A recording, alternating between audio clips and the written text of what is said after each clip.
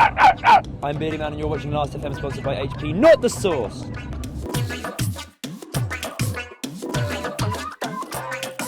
I love extreme sports. I've been skateboarding since I was little.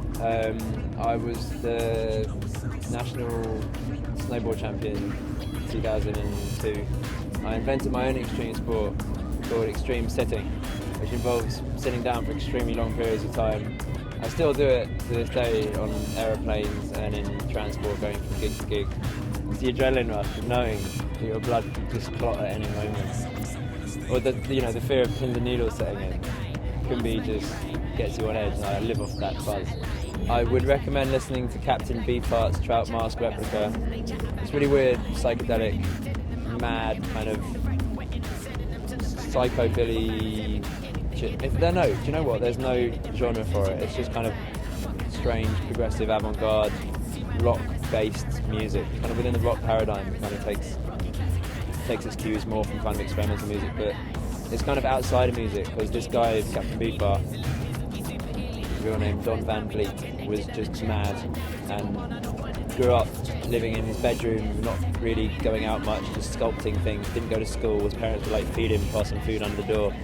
And he made this band, and they made sort of weird blues for a while, and then he just decided that he wanted to play a bunch of stuff on the piano and then get someone to transcribe the crap that he was playing that he found interesting, to get really good musicians to play. And he trapped the musicians in a house for 18 months and beat them and stuff until they played this stuff, and the words make no sense, and but they kind of do, but they don't. And it's been really influential, and I only discovered it a couple of months ago, and I've just been obsessed with listening to nothing but that. Also, listen to Death Grips, because they're amazing.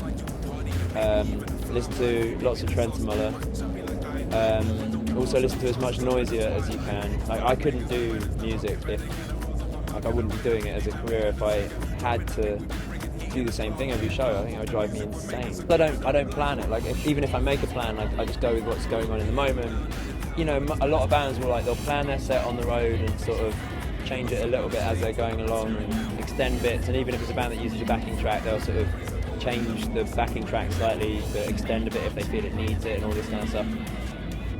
So I'm not a million miles away from most other acts. It's just that I don't plan the set, so something can happen which was just completely out of nowhere, and that's kind of what I live for. It's kind of I love the idea that I don't know what I'm going to do when I go on the stage, which is that's my extreme sport, extreme improvisation. And that would mean I was doing it from a bungee rope or something, or improvising, and if the crowd isn't into it, then they don't leave the tent. I just get pushed off a cliff.